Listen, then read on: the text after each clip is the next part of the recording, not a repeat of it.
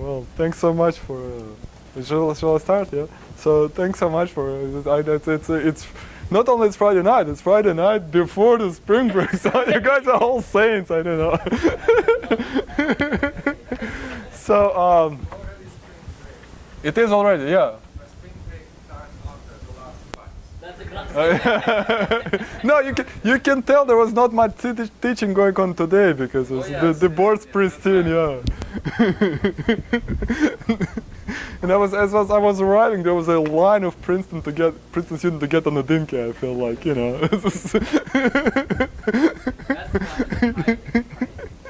Yeah. So.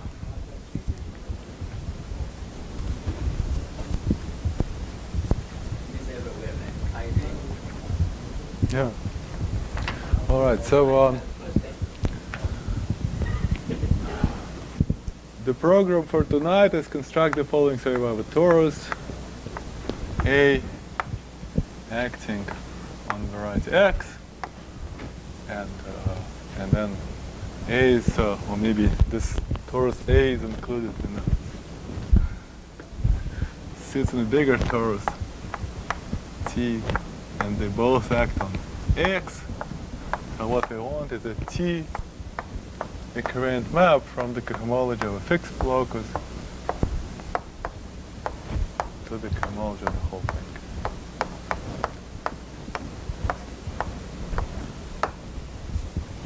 And so before we discuss it, there are some assumptions under. So yes, but the point is in equivalent cohomology. In equivalent cohomology, it's always, if you have a group, it's always, you might as well take it maximal torus, you get strictly more information somehow. There's no need to think about non-abelian groups here. So what will be, so this will be discussed under some fairly general assumptions we will really need for X to be like a resolution of singularity, but we will now discuss it under more general assumptions. So assumptions on X.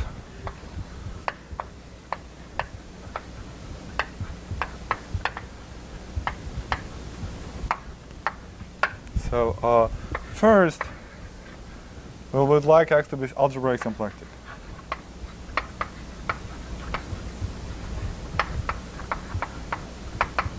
So this is a kind of central assumption because this is I don't know. I mean, you can define various maps like this attracting loci and so forth. You can define for arbitrary X, but to have nice properties that we want from this map. I don't know how to define it without the symplectic form. So algebraic symplectic. So then means there's a non-degenerate. So you have a section non-degenerate 2 form. Non-degenerate.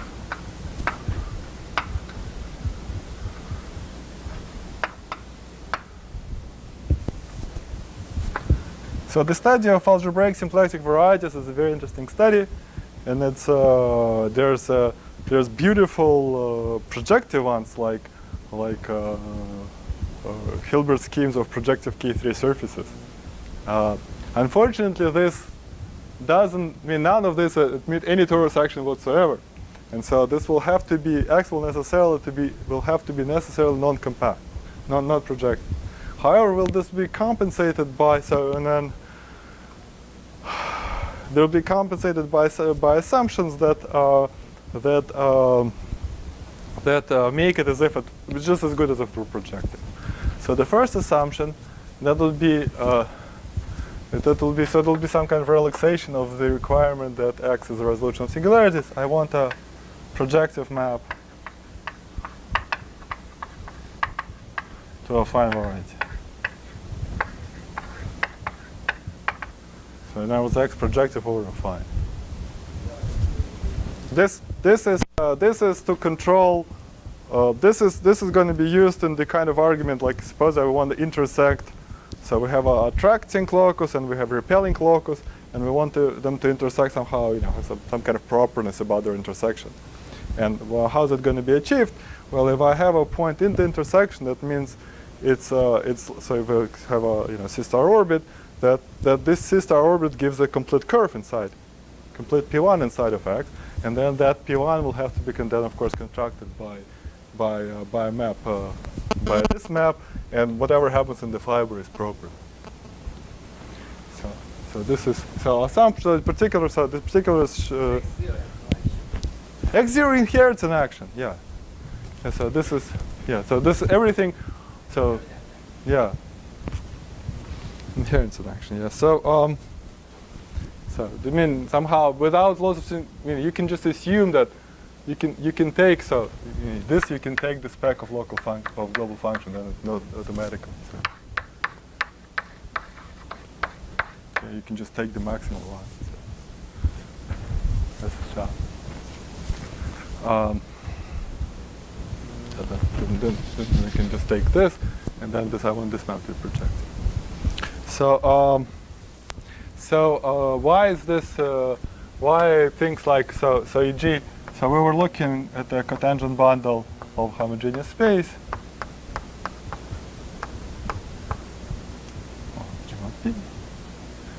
Then in this case, I maybe call this map pi, like for example Tstar Grassmannian.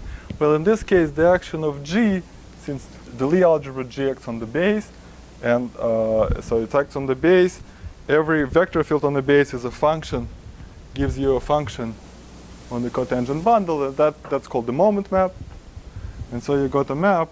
You get a map from X to the dual of the Lie algebra, called the moment map. But what it really is to know the value of this function at some element of the Lie algebra, you just interpret that element in the Lie algebra as a vector field here.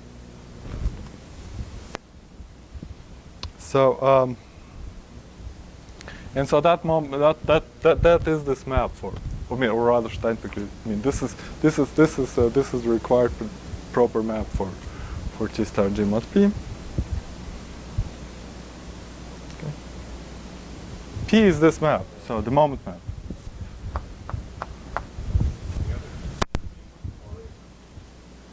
Oh, it just means compact homogeneous space, parabolic in G.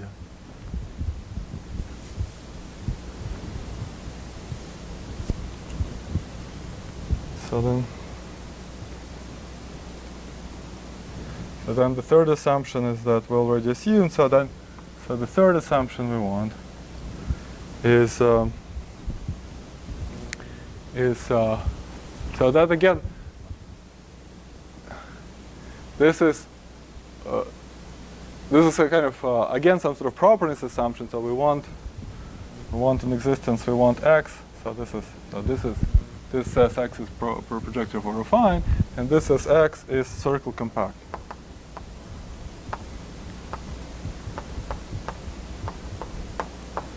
I.e., there exists a C star action, which we may assume maps to our group T, such that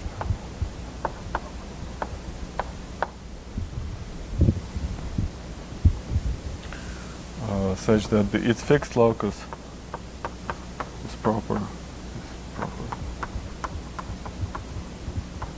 and for every point on X there exists. So if I have an element, and I'll call it T here, there exists a limit T times X as T goes to 0. Well, that's the necessary element in this. Okay, so there is a C star action that contracts everything to a point. In particular, then this implies, of course, that it also contracts as 0 to a point, and this is a point.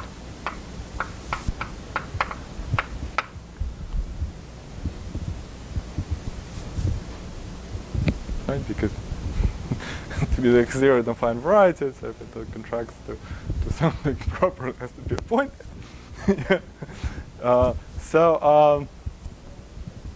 And so this is a convenient assumption, because then the cohomology of X, they're pure. You see, because on the other one hand, X is smooth. On the other hand, it contracts to something proper, and so all cohomology they're pure, and that's very convenient for various degeneration spectral sequences. Like in particular, this also implies that if I consider them, all my rings, I consider something like this. This is a free module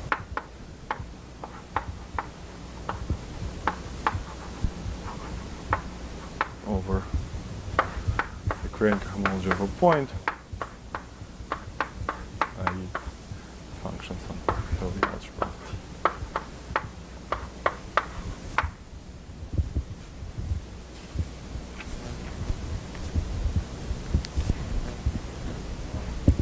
And corresponding, if I kill all these variables, if I take the fiber of this module of the origin, I get the ordinary cohomology. And so then this is already so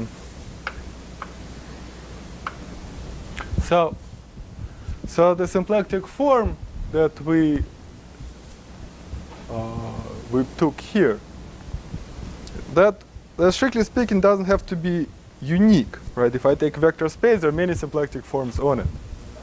However, if you and it's convenient not to assume that it's unique, but in fact it's the only way the symplectic form can be non-unique if your variety is essentially a product, because that's an old theorem of Bogomolov.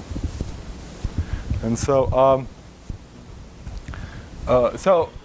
anyway, if it were unique, then it'd be clear that it will have to be an eigenvector of my torus. We'll just assume that it's an eigenvector. Since we want to work with products, we want to include products in the same category, and symplectic form on a product is not unique.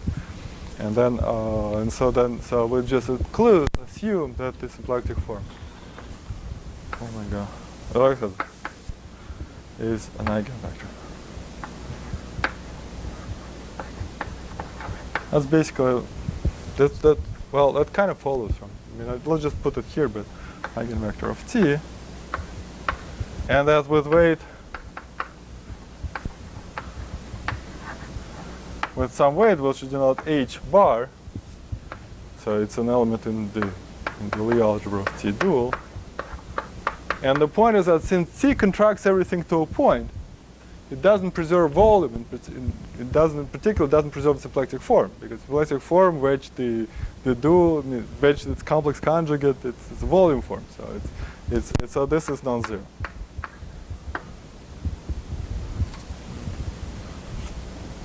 And however we assume that A preserves this place, or is in the kernel.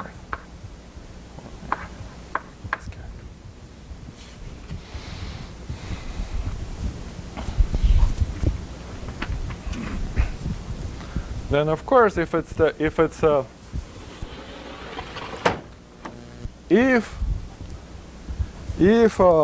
my symplectic form is scaled by non-trivially by a torus or any connected group, in fact, for that matter, then it has to be exact, and so that follows that omega is exact. Namely, omega is well, to get the formulas right, this is 1 over h bar of xi iota d iota xi omega, where xi is in the Lie algebra of T. Which is by Lie, whatever, by the Hamilton form.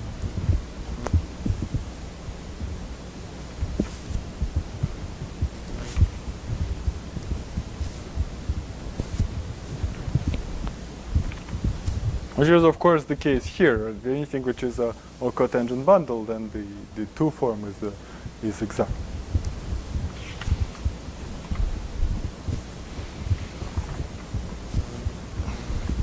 What? Say it again? This is for any xi, yeah. I mean, any xi that's non-vanishing, yeah. Because d iota d is Lie, and Lie gives you this, and so on.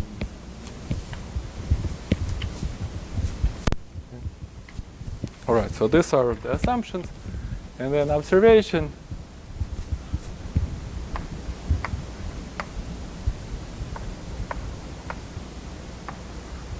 Is that the XA is a variety of exact same type.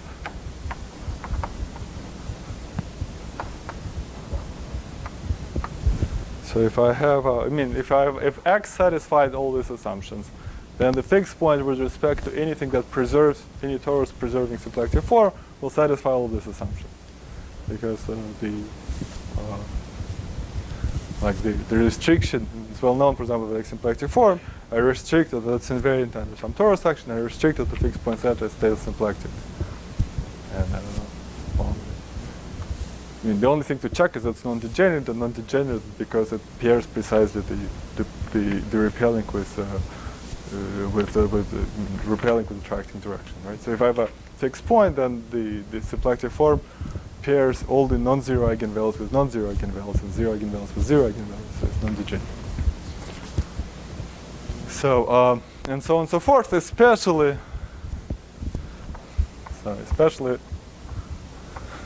the only difference of this fixed point set may be disconnected, usually will be disconnected, if we allow X from the beginning to be disconnected.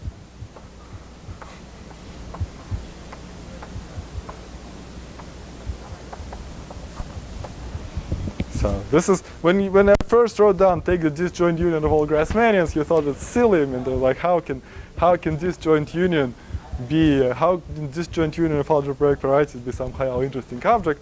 But the point is that these disjoint unions, they appear naturally. They appear precisely as fixed points. So your variety appears as a fixed point set in some bigger variety, and it appears naturally. Somehow all Grassmannians appear in some family. What I'm saying is that if X were connected, then there's something in common between different components of the fixed locus, and it's not like you can arrange. You can arrange arbitrary collection of things to be fixed point set in some variety like this.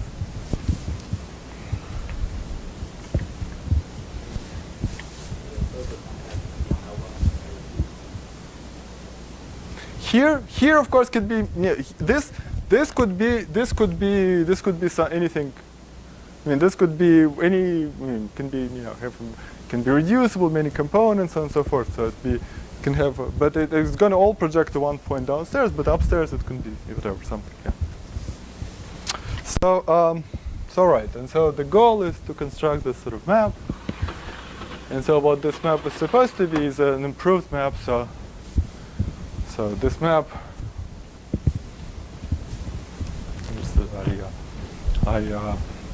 I recall from the previous lecture that given this we have maybe definition. If I have a weight lambda in the Lie algebra of A is a root, or in this language there are two kinds of roots. So this is maybe being a little bit overscheduled. There are two sort of root things you can associate to X. One is we're going to discuss. The other is the certain. So the other kind of root has to do with certain curves in X. So if I think of Tstar or flag variety, then on the other hand, on one hand there are these roots which sit in the dual of the Lie algebra. And then there are the other roots which sit in the Lie algebra itself, the core roots, and they correspond to certain P1s inside of your flag variety. And similarly, there are sort of you can say Kähler roots here that correspond to certain curves in X. And of course for the flag variety there's some Langland's duality, which takes core roots to roots, but. So this is root, or maybe the torus root, or torus equivalent root, or torus root, torus root, covariance root.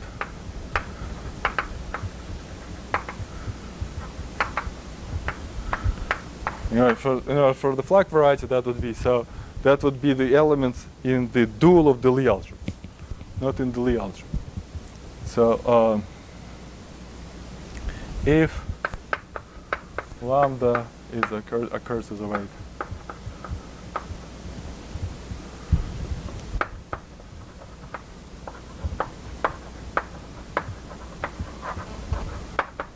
in the normal bundle matrix locus. So this has many components, and the normal bundle has different normal weights and different components. If it appears somewhere, then so EG we already EG for Grassmannian for T star Grassmannian for K planes in n space, and if I take A, the Lie algebra of A to consist of matrices A1 to N0, this sits in GLN.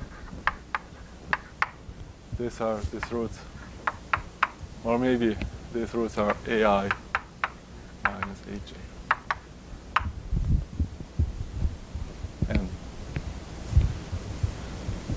And in general, for T star G mod P, there are some roots of G, but maybe all roots of G.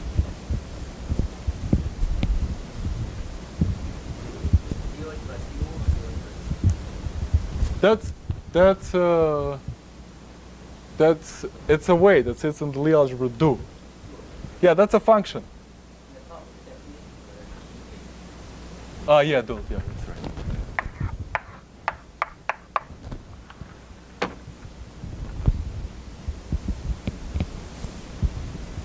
And so this partition. So then, if I take these roots, they partition my Lie algebra into chambers, which is in this case which is wild chambers. So these are lambda equals 0 for lambda a root, and we pick one chamber, call it C, and so we would like this map to depend on C. Call it step C.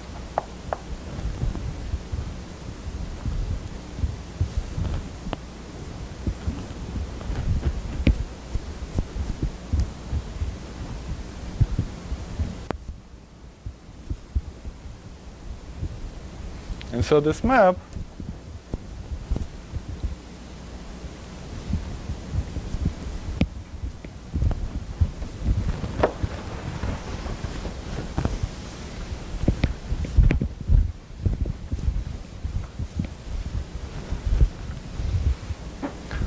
the step C will be an improved version. And this, of course, the version will be given. Oh, sorry.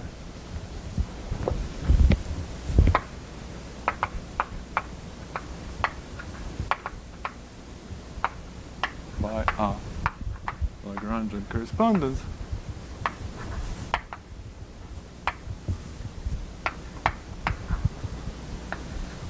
Which I'll denote by the same letter. It's a subvariety. It's a when Lagrangian cycle in the product of x cross xa, and but usually you take this with symplectic form omega, and this if you view as a so if you view product of two Lagrangians as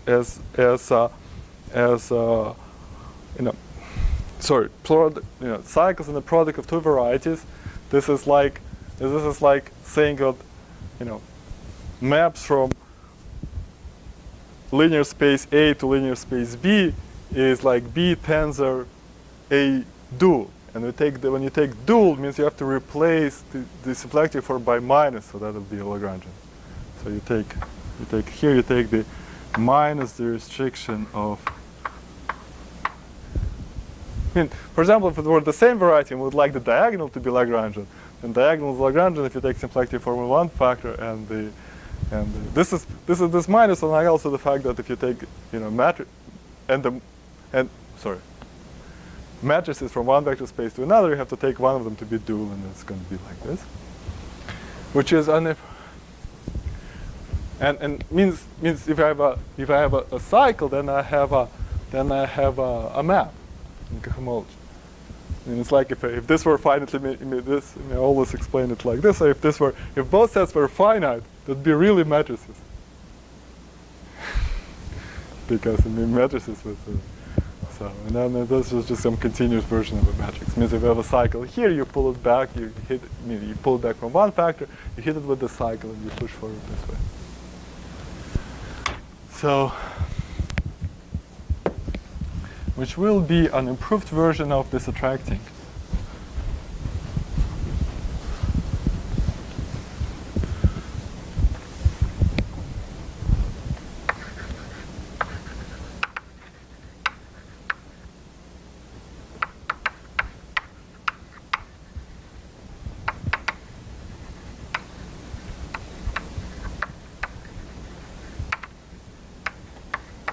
Of subtracting manifold.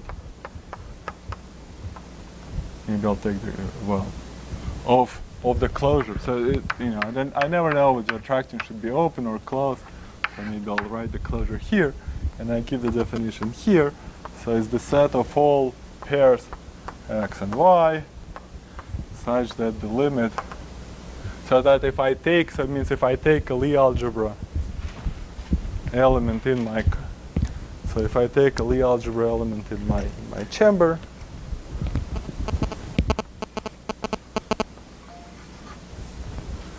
and I think of this as a corresponding one-parameter subgroup, then as an element in the one-parameter subgroup goes to 0, I attract the point x is attracted to y. So it means the limit of exponential minus xi t, where t goes to plus infinity, acting on x equals y, where and xi is some element in my cone C.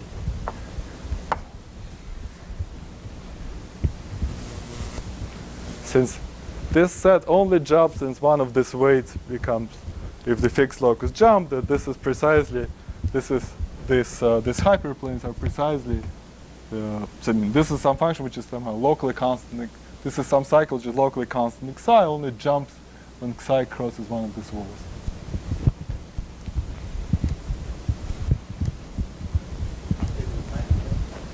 What?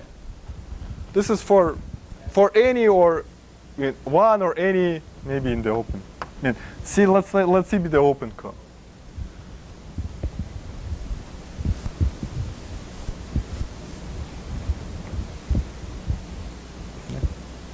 So this is well known that this is Lagrangian, and this is some kind of well-studied object, and this attracting set is Lagrangian, and that's somehow much-studied object, and this can be of course defined on any, studied on just extreme generality, and has been by many people.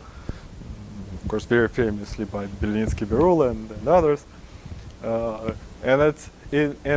And last time we discussed certain shortcomings of this cycle, and we're going to talk about them again today.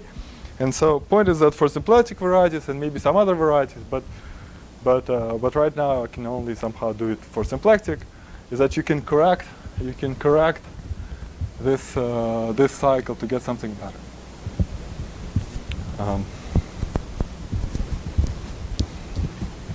And so namely, so now this.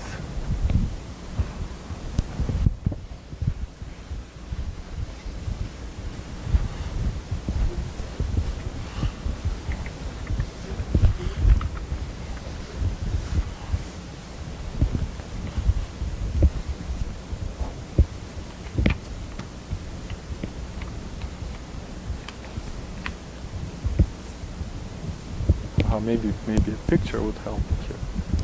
So if I have where shall I write this picture?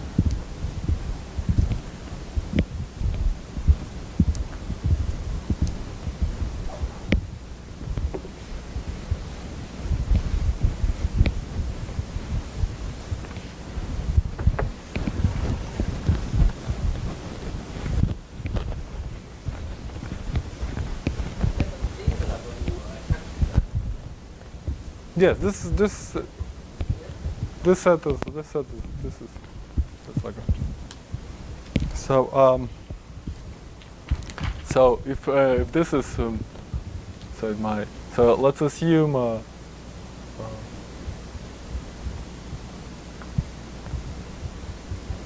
this is my picture of my x.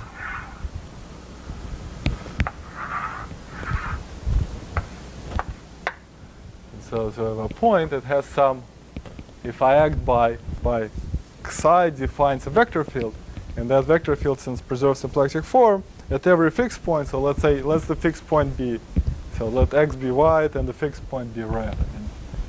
Let's say fixed point set is, let's assume for the sake of graphical representation, let's assume it's zero dimensional. Where's my red chunks? So xa would be this represented by this orange dots. And so there's some fixed point and some other fixed point and some other fixed point. And so that I have my vector field that flows, so it preserves the plastic form. At every point there's the stable and unstable manifold. Maybe I'll do that stable unstable direction. So maybe I'll call it n plus for stable and n minus for the unstable. And so the attracting set of this point is going to be, so it's going to look something like this.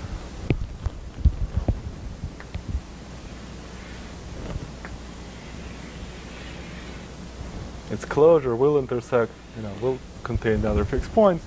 And the idea that would be that I start with this attracting cycle and I correct it by certain cycle associated to smaller points. So I'm saying, so there's a, for every component of the fixed locus, there's some attracting set. And then its closure will intersect some certain smaller components. And then I'd like to correct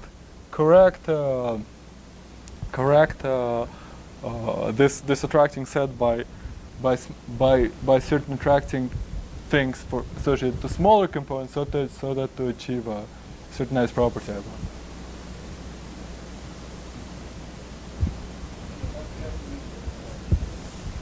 The neutral directions go along. So this neutral direction, they go along. This orange thing has some dimensions too. I just didn't have, somehow I can draw it for you somehow.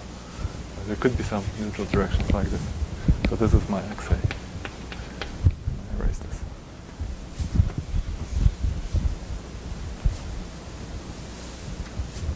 Right, this xa doesn't have to be equidimensional. Like if I take, say, torus action Tstar projective space, you can arrange any collection of dimensions for the fixed law set.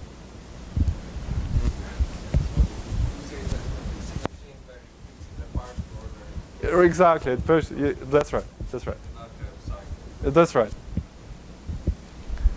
And since we don't have cycles because the fibers are assumed to be projective. We have a projective torus action that cannot be a cycle. Just because on the projective space, and for any torus action in projective space, if I think of fixed points, they're always sorted. Therefore, any projective variety, fixed points always sorted.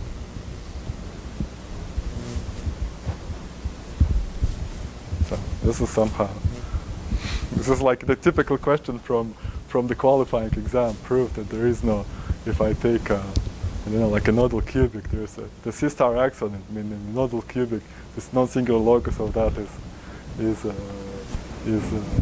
a group, is amorphic to C-star. And so you'd like to say this is, it doesn't preserve any blind bundle, so, of non-zero degree.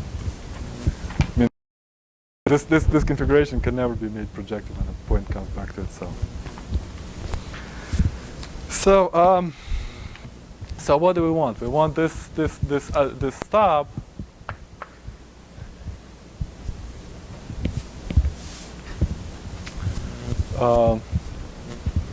and then maybe more generally. So you see, maybe more generally, you can somehow what's useful in the construction. So maybe more generally, we take more generally for.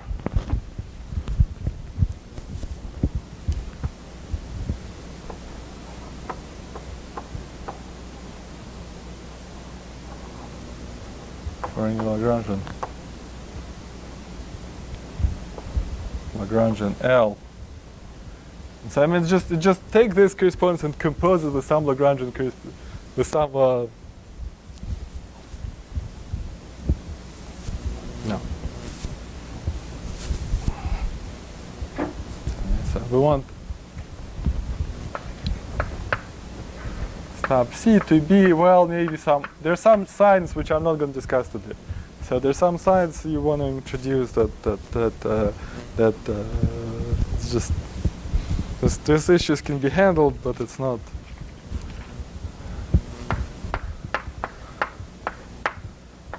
It's just too complicated. Plus linear combination of smaller things. And that linear combination.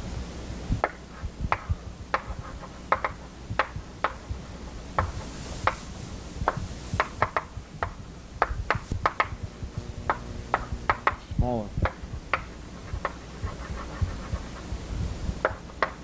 I mean, smaller in the sense of disorder.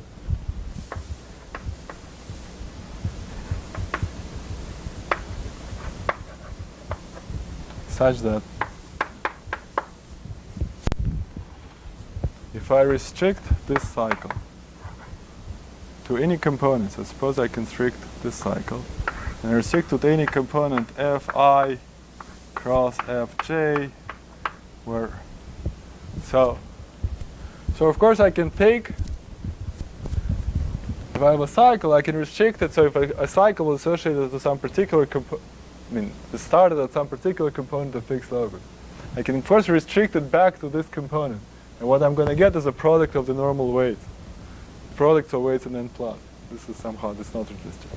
But I'd like to restrict it to a smaller set.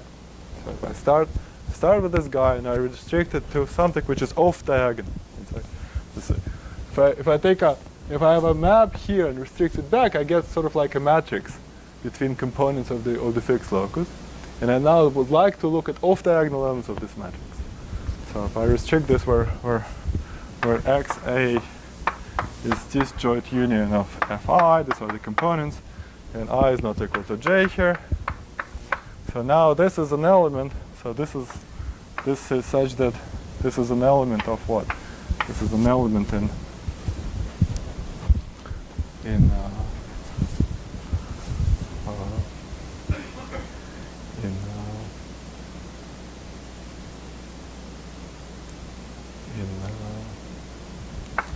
T-equivalent cohomology of my fixed point set, which I can write. So since A doesn't act here, I can write this guy as a tensor product of what acts on this space is the quotient of T by A,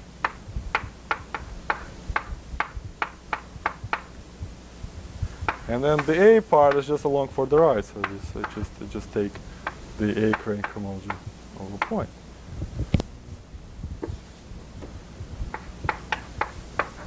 It's slightly non-canonical, but it's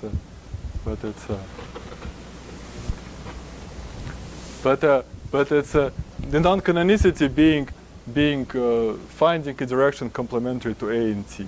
But it somehow doesn't affect what I want to say. I want to say that if I to any element here, I can assign it has a certain degree. I mean, in fact, it has middle dimensional cycle. So that degree will be in the tensor product. This degree will be distributed within these two degrees here. And in particular, I can ask what's the degree of this restriction in this equivalent parameter. And so this I'd like the degree in A. So it has this degree, and by this degree I mean the degree in equivalent parameters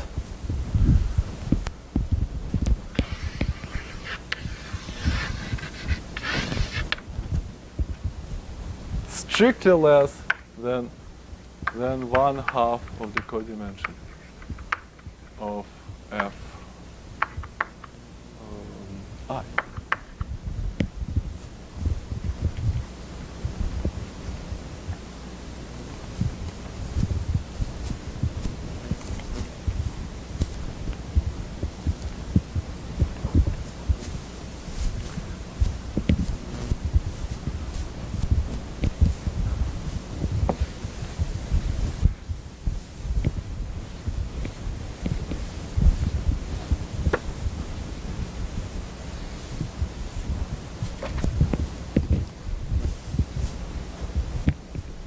So for comparison, if I take the attracting set and I restrict it to fi cross fi, that's of course the degree in these A variables. This is precisely the dimension, because this is going to be the product of weights in the repelling direction, so this will be the dimension of n minus, and so it's 1/2 of the codimension of fi. So this matrix, when I take this cycle restricted to the fixed locus, this matrix on the diagonal has this degree, and below diagonal has less.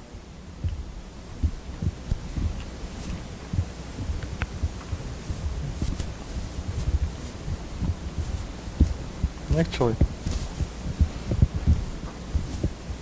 you know what? Before we could proceed, actually, maybe I'll change my plan a little bit. Before we prove such thing exists, it's not that hard.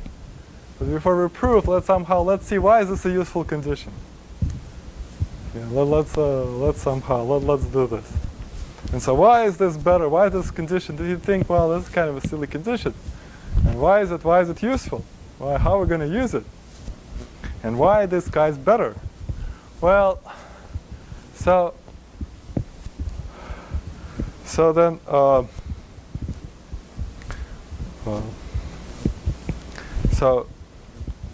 so the reason it's better. So somehow, maybe I'll start an example. Why are these guys? Why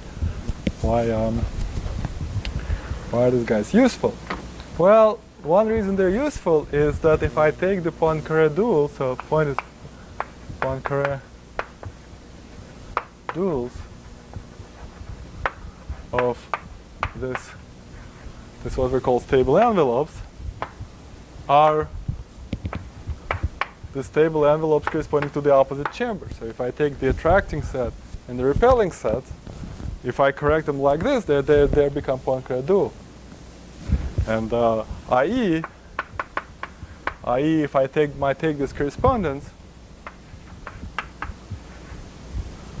and I compose it with the correspondence with some sign flips, so that this is, if I take this correspondence, I didn't tell you what the signs are, so I'm not gonna. And you take this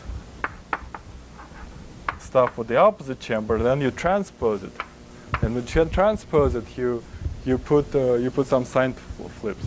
So there's some this transposition. It's just like this kind of thing when there's some signs which you have to remember.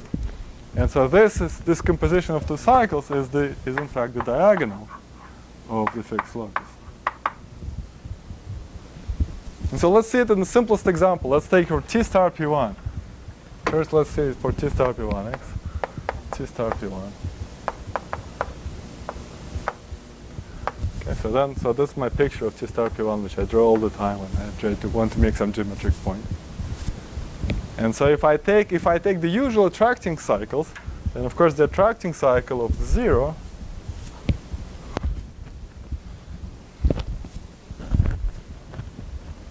I'll draw it like this, is the same as the repelling cycle of infinity. So if I take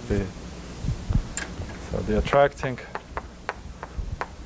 of 0 is the same as the, so to speak, maybe attracting plus. It's the same as the attracting minus of infinity, and that's just P1 itself. And this P1 itself, of course, if you intersect it with itself,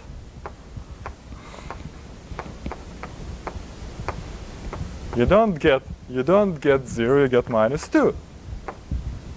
Right? So this is the basis. The dual of the attracting is not the repelling.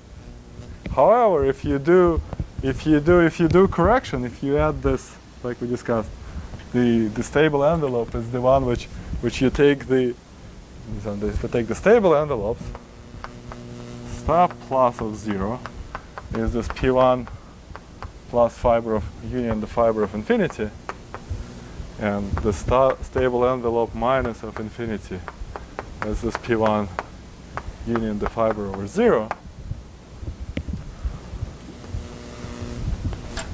Then the intersection is 0, because you get, 2, right?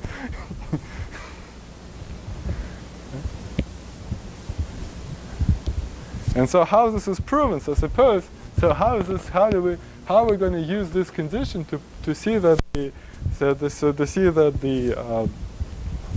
that the attracting and repelling things are in fact orthogonal? Is that everybody on top of this computation? So what's the intersection between the orange and the blue? Well, there's intersection between the fiber components and the P1 components. They come out to 2. And then the self-intersection of P1 is -2. So 2 plus -2 is 0. And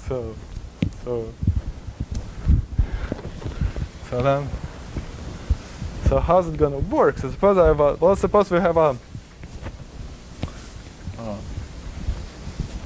so suppose we have more generally, we have some point above, which is has some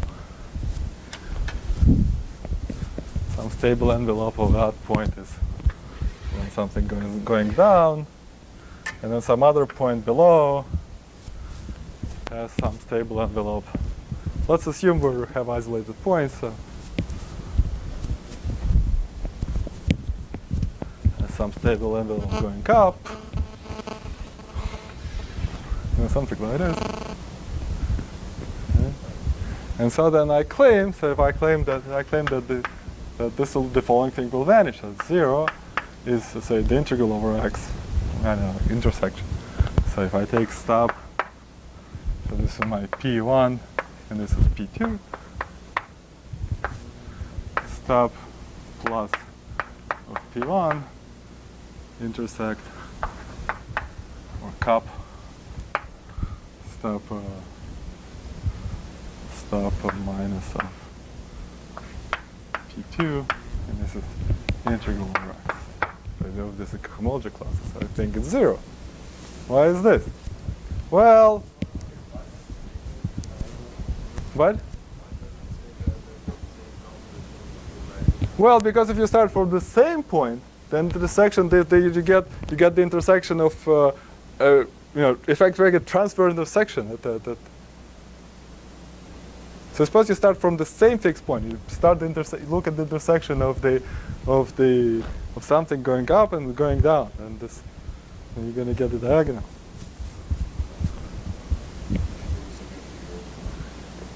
So if you start from different one, you get 0.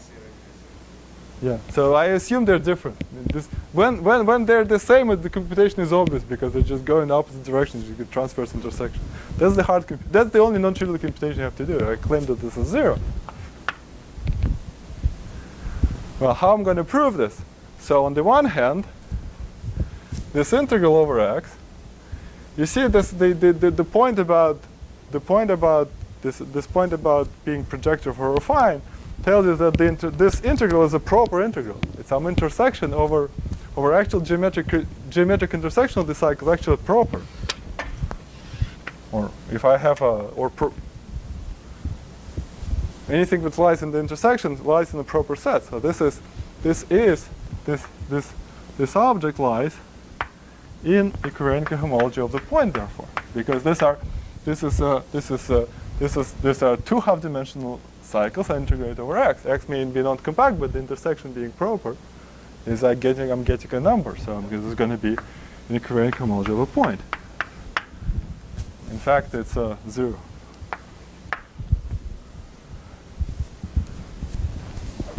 Right. On the other hand, I can write it by localization formula. It's sum over all fixed points now. All fixed points. So there could be many fixed points in the middle. And what do I have to do so this is where remember localization for equivariant cohomology, what you have to, when you pull back everything to the fixed locus, well, I have to pull back the cycles, so you get the restriction of one guy to this point, and the restriction of the other guy to this fixed point. And you have to divide by the Euler class of the normal bundle at this fixed point. point is this Euler class guy, this has degree codimension, this, or degree which is, equal to the dimension of this normal bundle, rank of the normal bundle, usually we call it.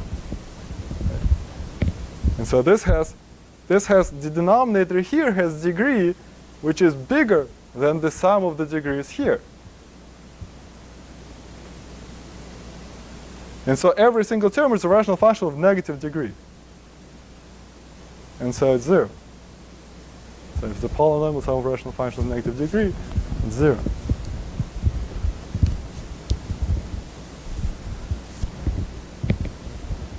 It's a very the kind of argument one uses over and over and over and over.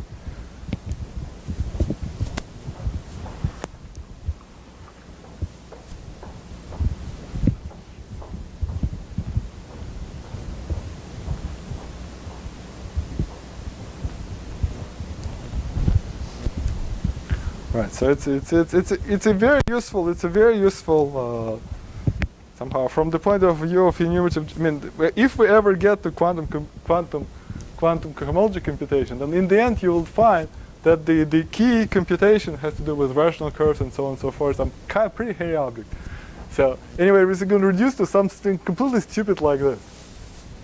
Completely some integral which could a priori be very complicated integral will be computed by just in completely stupid manner, just by estimating the degrees of the numerator denominator.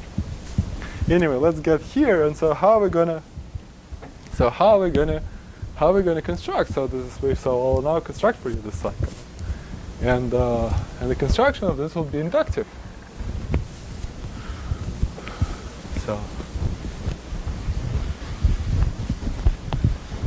we'll do one step and then. Oh, I erased it. Well, I have to. So, I erased my beautiful picture, so we'll have to. There'll be a brief intermission while I recreate. So,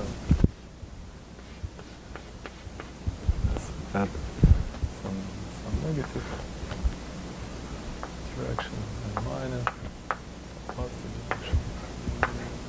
Plus, and there was some. This was the subtractive manifold.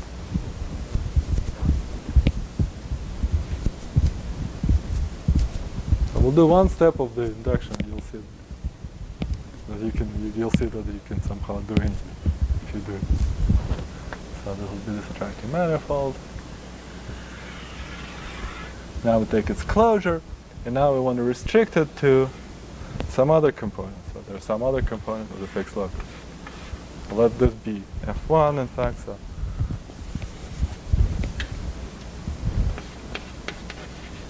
they're all ordered, so we can choose a maximal one, which we so there's some guy here, and would like to correct it by something.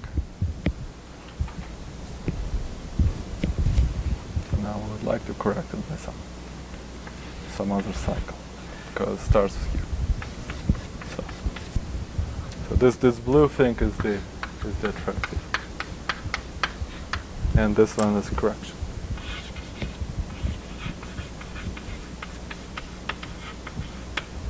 So how are we going to do to find this correction? So all right. So what do? We start with this guy. Start with this attracting.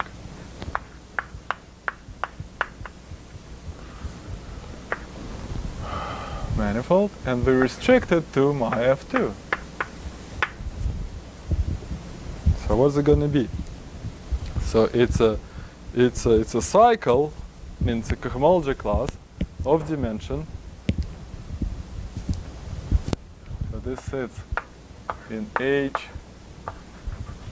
dimension of X of my fixed locus, T X only the F2. And it's supported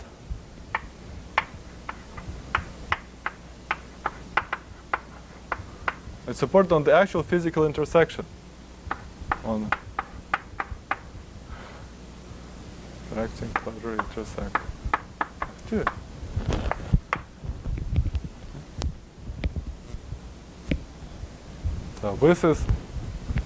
So this thing is symplectic.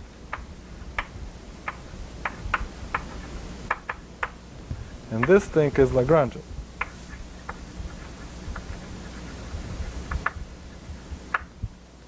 So the maximal possible this intersection can be, so this will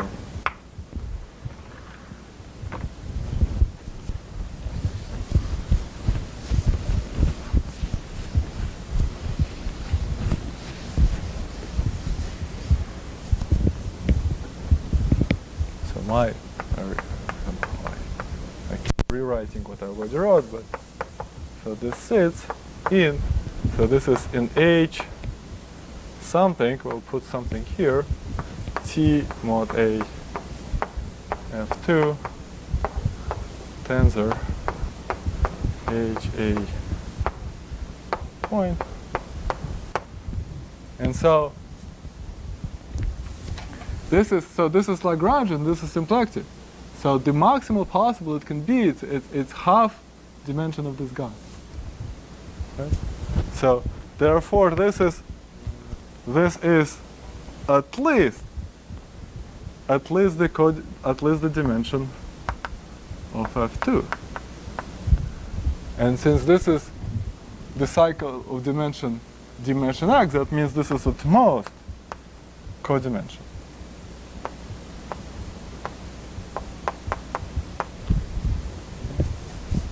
This at least tells us that we don't have to worry about killing a polynomial of what? Well, these are complex dimensions, and so this.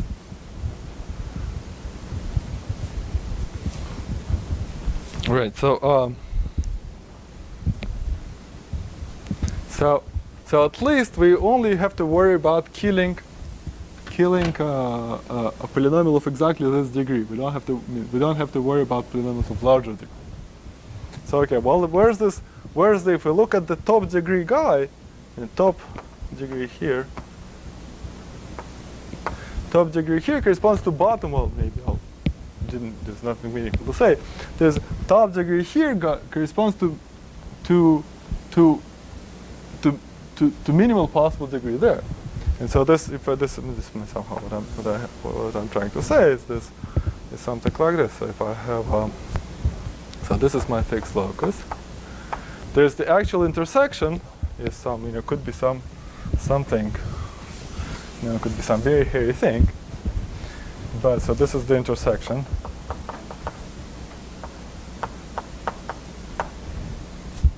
But since we're only interested in bottom classes here, the only thing that can happen here are actual components, the components of this intersection with, just the fundamental class of components. And to compute the fundamental class of components, what we have to do is we look at this actual, so this, where was my blue, there was some, again, there could be some kind of horrible singularity of this normal slice. Of course, I said horrible singularity, but I drew like the nicest possible singularity in the world.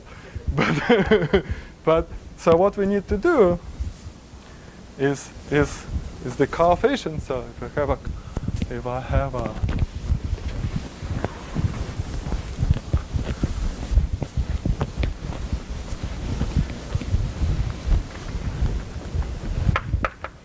if Z is a component of this intersection, then this class of Z occurs in this decomposition with the coefficient, which is what you have to do is you pick a generic point on Z, we call it P. And you take then L, you take your attracting set, intersect with the normal, with the fiber of the normal bundle at point where P is generic. P is generic. And then you restrict this class to the origin at this normal bundle. I apologize, I'll check my message.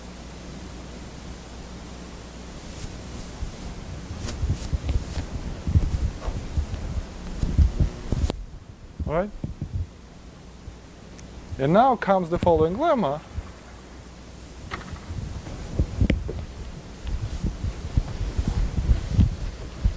So what do we know about this? This normal bundle is, so this normal bundle is a vector space. So this is a symplectic vector space with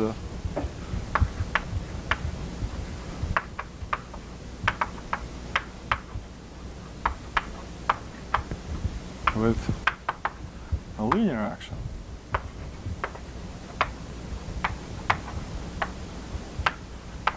Of A. And so then we form the following lemma, and that let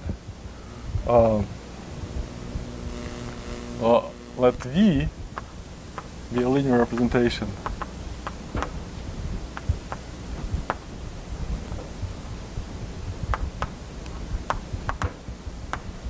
of A with weights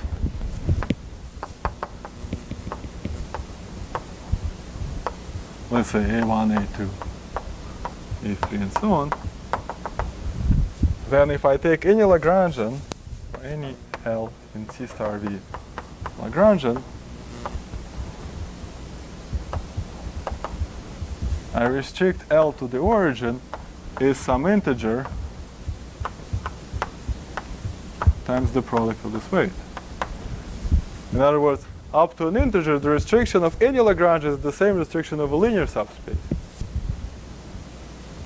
I mean, any in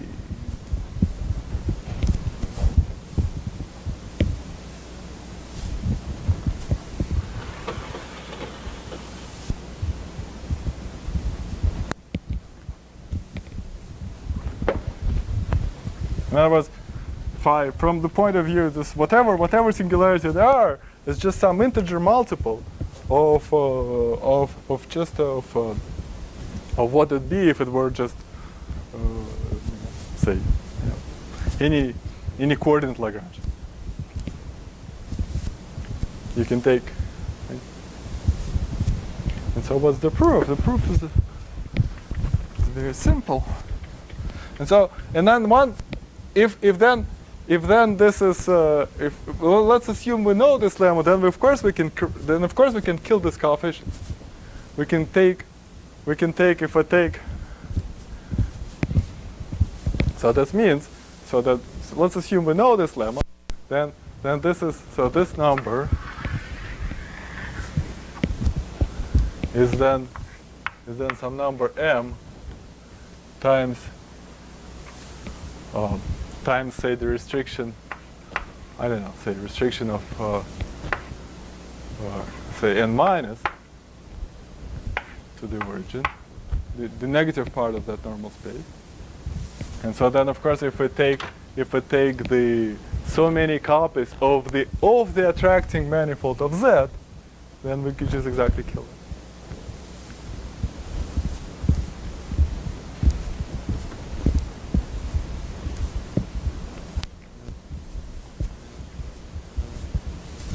Okay, so then means, do I have to write it or is it clear? So means the correction term. So the correction term would be, so maybe we'll call it mz. So then the correction term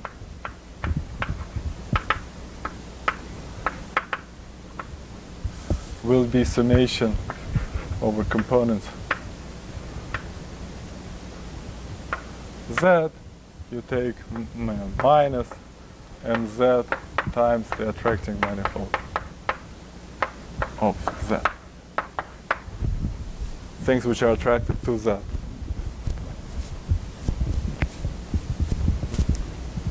And that's again Lagrangian, and so then this is how the induction step starts going. So okay, so what's the proof of the lemma?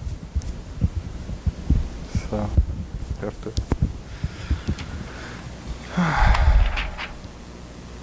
Yeah, I think that's the last thing for today. So proof.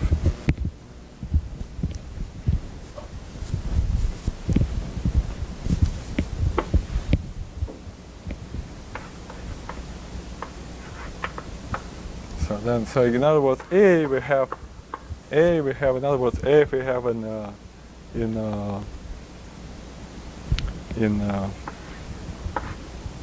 GLV, we can enlarge, so we can take A to be sitting inside T, which is in the product of GLV cross C star. That starts. This is scales the cotangent direction.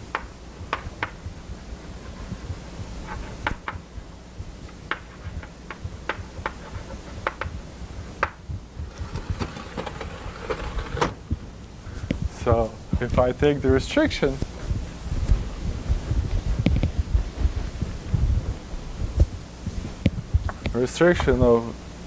to the origin, this is invariant under the action of any element in L for any T in T. And so then I can take limits.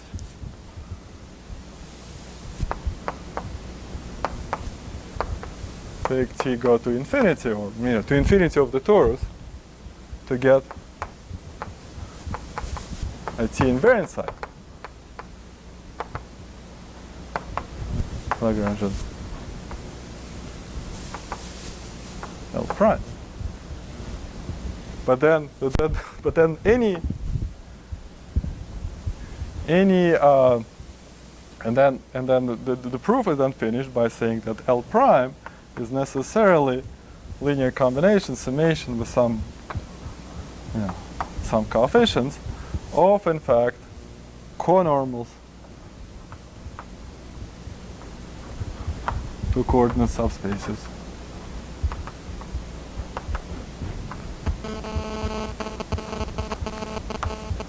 of V. Why is that? Because any cycle which is invariant under scaling the cotangent, any Lagrangian cycle which is invariant under scaling the cotangent direction is a conormal to something in the base.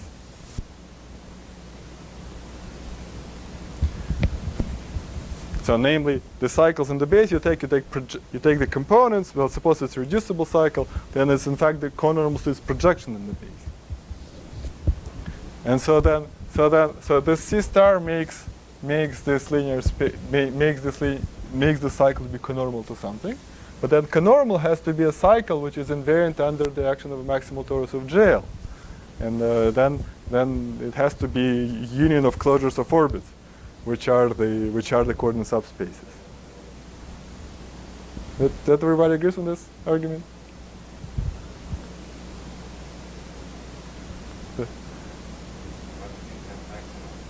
We enlarge it to a so this is a maximal torus. We picked it to be. Any torus we can put in the maximal torus.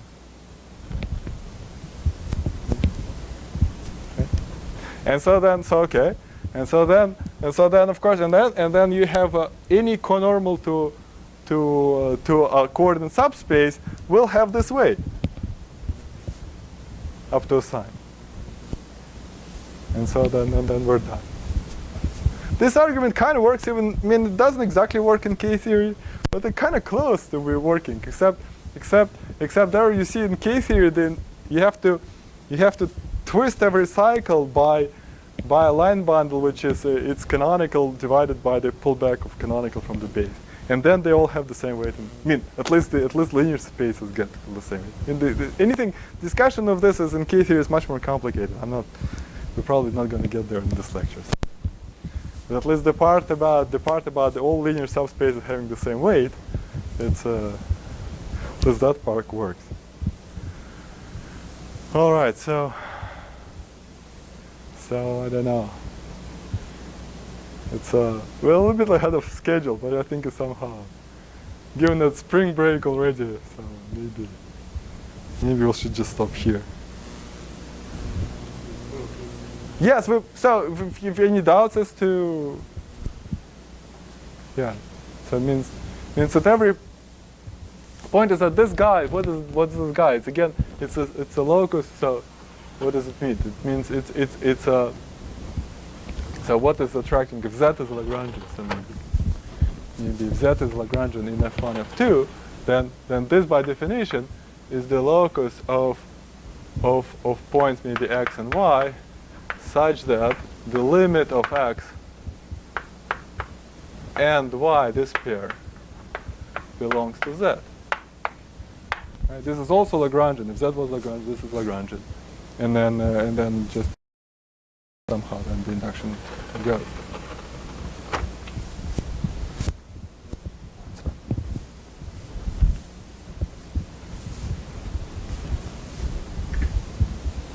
Other questions?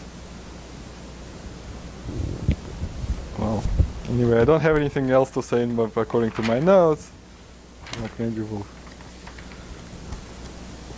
And so next, so there'll be there will be now a break in the lecture for 2 weeks.